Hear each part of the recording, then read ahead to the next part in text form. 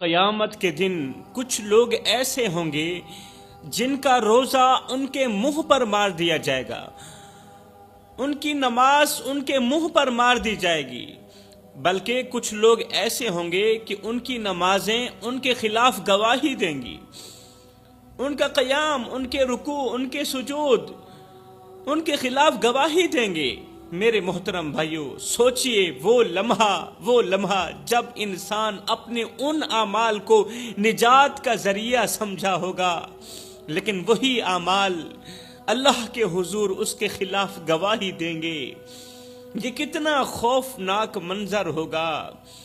انسان نے یہ سوچا ہوگا کہ یہ وہ اعمال ہیں جو آج میری بخشش کا ذریعہ بنیں گے، آج میری مغفرت کا ذریعہ بنیں گے، آج قیامت کا دن ہے، نفسا نفسی کا عالم ہے، ہر بندہ ہائے ہائے کی پکار رہا ہے۔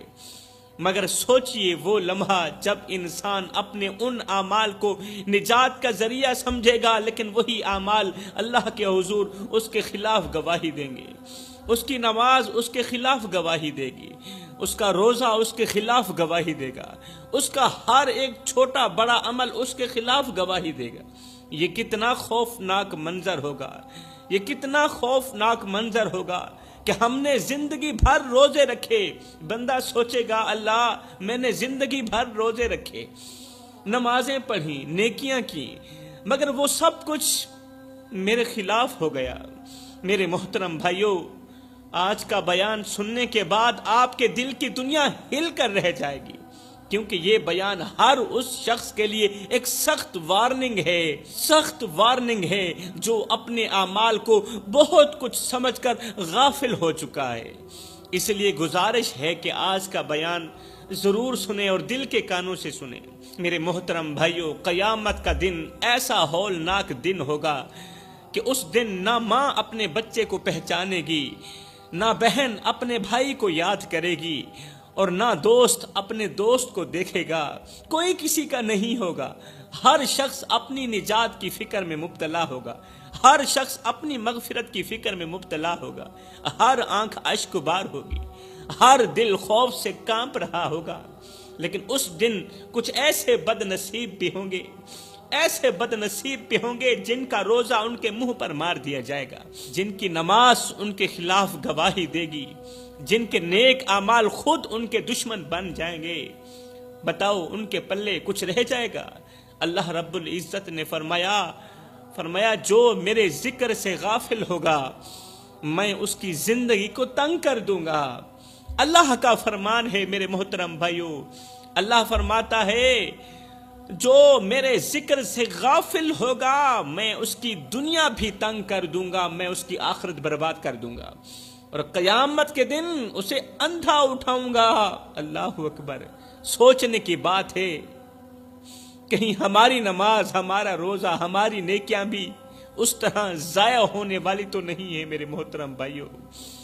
اس دن کوئی بہانہ کام نہیں آئے گا، کوئی سفارش نجات کا ذریعہ نہیں بنے گی، بس خالص نیت والے ہی کامیاب ہوں گے اور بد نیت والے ناکام ہو جائیں گے۔ یہاں پر میں تمہیں آنکھوں سے آنسو نکالنے والا ایک واقعہ سناتا ہوں۔ کہتے ہیں کہ کسی بستی میں ایک اللہ والا بزرگ رہتا تھا۔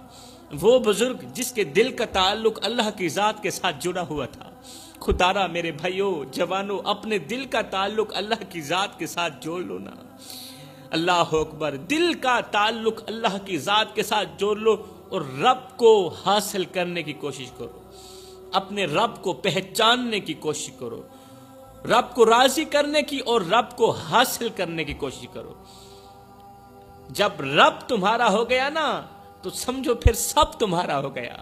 جب رب تمہارا ہو گیا، رب کے عشق میں، رب کی محبت میں اور مدینے والی کی محبت میں ایک وہ مقام بھی آتا ہے، ایک وہ لمحہ بھی آتا ہے کہ دعا تو رہی بڑی دور کی بات، انسان صرف سوچتا ہے میرا اللہ پوری کر دیتا ہے، پھر ہاتھ اٹھانے کی ضرورت بھی نہیں پڑتی۔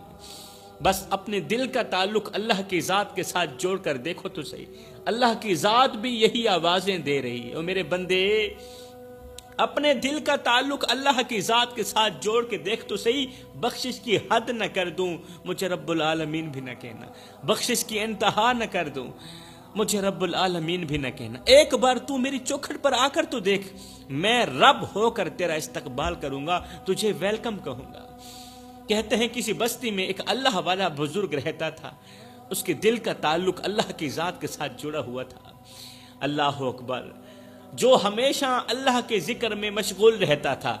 جوانوں، دنیا میں 3 طرح کے لوگ رہتے ہیں، ایک وہ جو اللہ کو مانتے ہیں، دوسرے وہ جو اللہ کی مانتے ہیں، ایک وہ جو اللہ کو مانتے ہیں، دوسرے وہ جو اللہ کی مانتے ہیں، تیسرے وہ جن کی اللہ مانتا ہے۔ اب یہ بزرگ وہ تھا جن کی اللہ مانتا تھا۔ کہتے ہیں کسی بستی میں ایک اللہ والا بزرگ رہتا تھا۔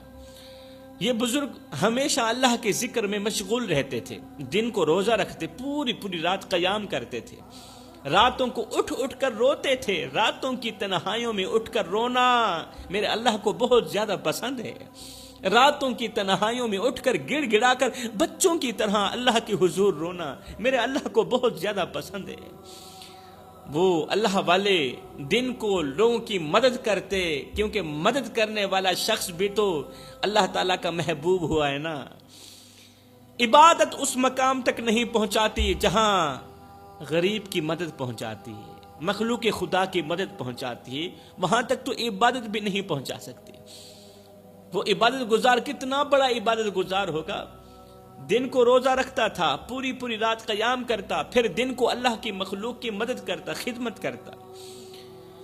وہ اپنی زبان سے ہمیشہ حکمت کے بول بولتا تھا، حکمت کے الفاظ بولتا تھا۔ ایک دن ایک شخص اس بزرگ کے پاس آیا، اللہ والے کے پاس آیا۔ اس شخص کی آنکھوں میں آنسو تھے، روتا ہوا یہ شخص حاضر ہوا، کہا حضرت میری زندگی مصیبتوں سے بھری پڑی ہے، میں جو بھی کام شروع کرتا ہوں وہ ناکام ہو جاتا ہے، اور بڑی بدقسمتی کی بات یہ ہے کہ میری دعا بھی قبول نہیں ہوتی، میرے گھر میں برکت نہیں آتی، اور میری ہر کوشش ناکام ہو جاتی ہے۔ آخر ایسا کیوں ہو رہا ہے؟ آخر مجھے کیوں لگ رہا ہے کہ میرا اللہ مجھ پر ناراض ہو گیا؟ آخر مجھے کیوں لگتا ہے کہ رحمت کے فرشتے مجھ پر خفا ہو چکے ہیں، اس لیے تو میرے گھر میں نہیں آتے، میرے گھر میں بے برکتی نے ڈیرا ڈال دیا، آخر ایسا کیوں ہو رہا ہے؟ یہ سن کر وہ بزرگ خاموش ہو گیا، تھوڑی دیر کے لیے خاموش رہا، پھر بزرگ نے آنکھیں بند کی اور روتے ہوئے فرمایا، بیٹا میں تمہیں ایک واقعہ سناتا ہوں جو شاید تمہاری زندگی بدل دے۔ اللہ والا اس دکھی آنے والے شخص کو ایک واقعہ سنانے لگا، وہ واقعہ آپ بھی سنیں۔ کہنے لگا میں تمہیں ایک واقعہ سناتا ہوں جو شاید تمہاری زندگی بدل دے۔ بیٹا کئی سال پہلے ایک شخص میرے پاس آیا تھا، یہ اللہ والا اس دکھیارے انسان کو ایک واقعہ سنا رہا ہے، کہہ رہا ہے بیٹا کئی سال پہلے ایک شخص میرے پاس آیا تھا، وہ بھی تیری طرح اپنی مصیبتوں سے پریشان تھا، مصیبتوں کی دلدل میں پھنسا ہوا تھا۔ میں نے اس سے کہا کہ بھائی اپنی زندگی پر غور کر اور دیکھ کہ کہیں تیرے اعمال میں کوئی کھوٹ تو نہیں۔ یہ سن کر وہ شخص کانپتے ہوئے میرے سامنے بیٹھ گیا۔ جب میں نے اس آنے والے شخص کو کہا نا کہ اپنے اعمال میں دیکھ کہ کہیں تیرے اعمال کے اندر کوئی کھوٹ تو نہیں ہے نا، کوئی ملاوٹ تو نہیں، میری یہ بات سن کر وہ شخص کانپتے ہوئے میرے سامنے بیٹھ گیا۔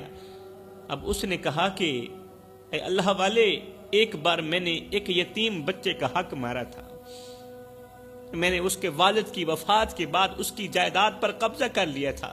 جب میں نے اس کے والد کی جائیداد پر قبضہ کر لیا تو وہ یتیم در در کی ٹھوکریں کھاتا رہا، لیکن میں نے اس کی ایک بھی نہ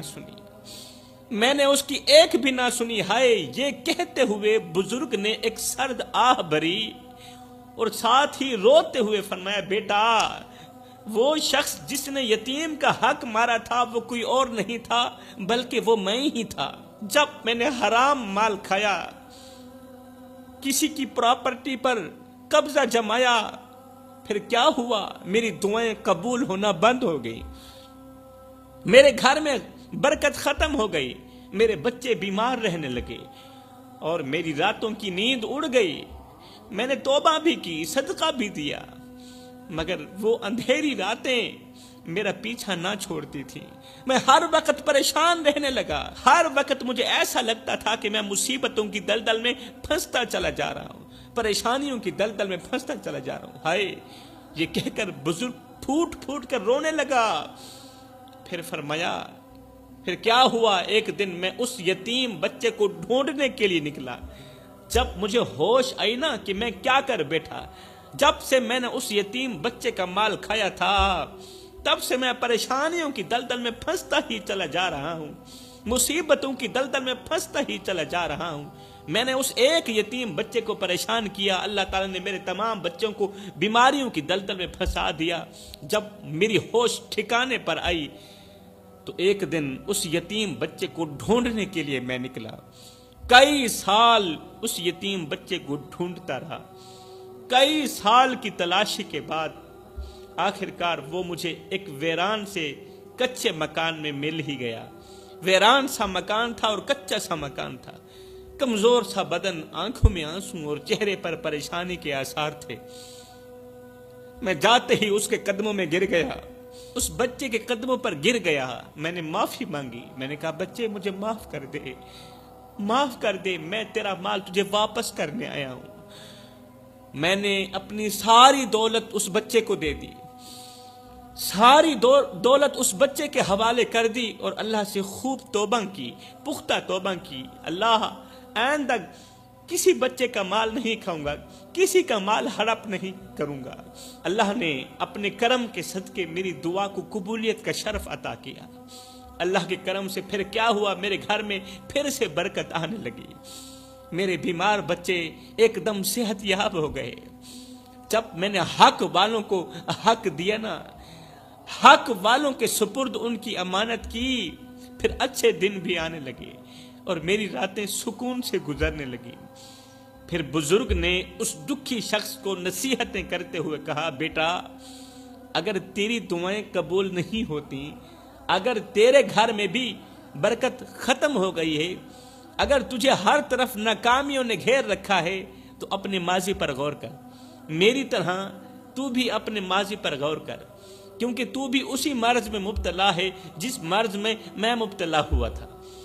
پھر میری طرح تو بھی اپنے ماضی پر غور کر، گزرے ہوئے وقت پر غور کر، کہیں تو نے کسی کا دل تو نہیں دکھایا، کہیں تو نے کسی کا حق تو نہیں مارا، کسی کی بد دعا تو نہیں لی۔ یاد رکھ، مظلوم کی بد دعا سیدھا عرش پر جاتی ہے اور اللہ سے اپنی بات منوا کر ہی دم لیتی۔ مظلوم کی بد دعا، دنیا میں ایک مظلوم کی بد دعا ہے جو ہواؤں کو پھاڑتی ہوئی، فضاؤں کو پھاڑتی ہوئی، پہلا آسمان چیر کر، دوسرا آسمان چیر کر، ساتواں آسمان چیر کر عرش کا دروازہ جا کھٹکھٹاتی ہے اور اپنی بات منوا کر ہی دم لیتی ہے۔ میرے رسول کریم نے فرمایا، مظلوم کی بد دعا سے بچنا، کیونکہ مظلوم جب بد دعا کے لیے ہاتھ اٹھاتا ہے نا، پھر اس کی یہاں سے نکلی بد دعا سیدھا عرش کا دروازہ جا کھٹکھٹاتی ہے اور اپنی بات منوا کر ہی دم لیتی ہے۔ اگر ہو سکے تو مظلوم کی مدد کر کے مظلوم سے دعا ضرور لینا، بد دعا مت لینا۔ میرے محترم بھائیوں، اس واقعے میں ہمارے لیے بہت بڑا سبق چھپا ہے۔ اگر اللہ نے ہمیں عقل سلیم عطا کی ہے تو ہمارے لیے بہت بڑا سبق چھپا ہے اس واقعے کے اندر۔ اگر ہماری زندگی میں مشکلات ہیں، پریشانیاں ہیں، اگر ہماری دعائیں قبول نہیں ہوتی، اگر ہر طرف سے پریشانیوں نے ہمیں گھیرا ہوا ہے، تو اپنے اعمال پر غور کریں، اپنے ماضی پر غور کریں۔ شاید ہم نے کسی کا حق مارا ہو، کسی کی دل آزاری کی ہو، یا کسی مظلوم کا دل دکھایا ہو سکتا ہے۔ اگر دکھایا ہے تو ابھی بھی وقت ہے، جا کر ان سے معذرت کر لو، ان کا حق ان کے سپرد کر دو۔ اب بات کرتے ہیں کہ وہ کون سے 5 گنہگار لوگ ہیں جن کی قیامت کے دن عبادت ان کے منہ پر مار دی جائے گی۔ آخر وہ کون سے گناہ ہیں؟ آخر وہ لوگ کون سے گناہ کرتے ہیں جن کی وجہ سے ان کے روزے، نمازیں اور دیگر عبادات اللہ کے ہاں قبول نہیں ہوتی؟ فرمایا، پہلا شخص ریاکاری کرنے والا، وہ شخص جو دوسروں کو دکھانے کے لیے عبادت کرتا ہے۔ یہ وہ بد نصیب ہوتا ہے جو لوگوں کے سامنے بڑا پرہیزگار اور نیک بننے کی کوشش کرتا ہے، مگر حقیقت میں اس کا دل اللہ کے خوف سے بالکل خالی ہوتا ہے۔ وہ مسجد میں بڑے خشوع و خضوع کے ساتھ نماز پڑھتا ہے، لوگوں کے سامنے قرآن کی تلاوت کرتا ہے، صدقہ اور خیرات میں بڑھ چڑھ کر حصہ لیتا ہے، لیکن یہ سب کچھ اللہ کے لیے نہیں بلکہ لوگوں کو متاثر کرنے کے لیے کرتا ہے۔ اللہ نے قرآن پاک میں فرمایا بے شک منافق لوگ اللہ کو دھوکہ دینا چاہتے ہیں، حالانکہ اللہ انہی دھوکہ دینے والوں کو اچھی طرح جانتا ہے۔ یہ جو دھوکے باز فراڈیاں ہیں نا، 2 نمبر ہیں نا، جو اللہ کو بھی دھوکہ دینا چاہتے ہیں، اللہ ان دھوکہ دینے والوں کو اچھی طرح جانتا ہے، ان کی اوقات سے اچھی طرح واقف ہے۔ اور جب وہ نماز کو کھڑے ہوتے ہیں یہ دھوکے باز، تو کاہلی کے ساتھ کھڑے ہوتے ہیں، کاہلی کے ساتھ، سستی کے ساتھ کھڑے ہوتے ہیں، لوگوں کو دکھانے کے لیے نماز پڑھتے ہیں، لوگوں کو دکھانے کے لیے قیام، رکوع و سجود کرتے ہیں، اور اللہ کو بہت کم یاد کرتے ہیں۔ حقیقت تو یہ ہے میرے محترم بھائیو، سوچنے کی بات ہے کہ اگر ہماری عبادت میں خلوص نہ ہو، ہماری نماز میں خلوص نہ ہو، اگر ہم اللہ کو خوش کرنے کے بجائے لوگوں کی تعریف کے طلبگار ہوں، تو ہماری یہ عبادت ہمارے لیے بوجھ بن جائے گی، بوجھ بن جائے گی۔ اللہ ایسی عبادت کو قبول نہیں کرے گا۔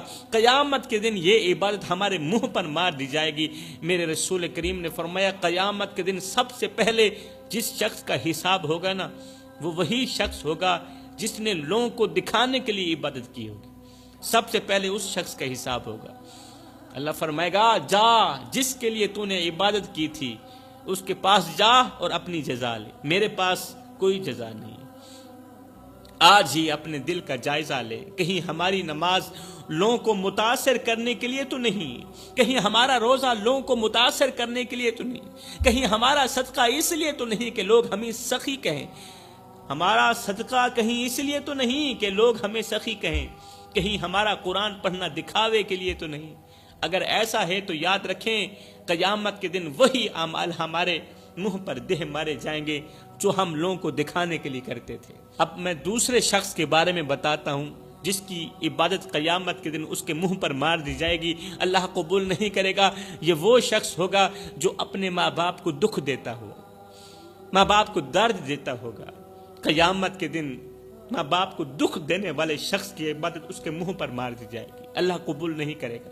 اللہ کو ایسی نماز کی ضرورت ہی نہیں ہے، ایسی عبادت کی ضرورت ہی نہیں، کیونکہ اس نے اپنی ماں اور باپ کی خدمت کرنے کے بجائے انہیں تکلیف پہنچائی، باپ کی عزت والی پگڑی خاک میں ملائی۔ اللہ نے قرآن میں ہمیں بار بار حکم دیا ہے کہ اپنے ماں باپ کے ساتھ حسن سلوک کرو، ان کی عزت کرو، ان کی خدمت کرو۔ آج کل کے ماں باپ بہت زیادہ پریشان ہیں، بہت زیادہ پریشان ہیں۔ اکثر بچے اپنے والدین کی عزت نہیں کرتے، ماں باپ کی خدمت نہیں کرتے، اور اپنے کاموں میں مشغول رہ کر ان کی تکالیف کا خیال نہیں رکھتے۔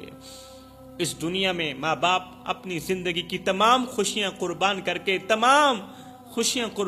کے اپنی اولاد کی پرورش کرتے ہیں، سکھ چین سب کچھ قربان کر کے اپنی اولاد کی پرورش کرتے ہیں، مگر آج کل کے بچے ان کی تکالیف کو نظر انداز کرتے ہیں اور اپنی دنیا میں مگن رہ جاتے ہیں۔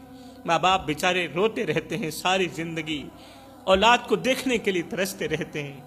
آج باپ کے کان بیٹے کی آواز سننے کے لیے ترس رہے ہیں، باپ کی آنکھیں بیٹے کو دیکھنے کے لیے ترس رہی ہیں، لیکن بیٹے کو ابھی تک بھی شرم نہیں آئی۔ ایک کڑوی حقیقت یہ ہے کہ ہم میں سے اکثر لوگ اپنے عبادات میں اتنے غافل ہیں کہ ہم سمجھتے ہیں کہ روزے، نمازیں اور صدقات ہی ہمیں اللہ کے ہاں کامیاب بنا دیں۔ یہ ہماری غلط سوچ ہے۔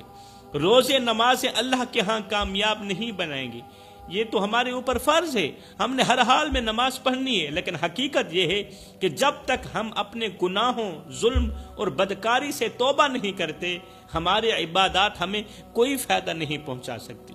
ہم اپنے ماں باپ، بہن بھائیوں اور دوسروں کے حقوق کی پامالی کرتے ہیں، ان کے ساتھ برے سلوک کرتے ہیں، پھر بھی سوچتے ہیں کہ اللہ ہماری عبادات کو قبول کرے گا۔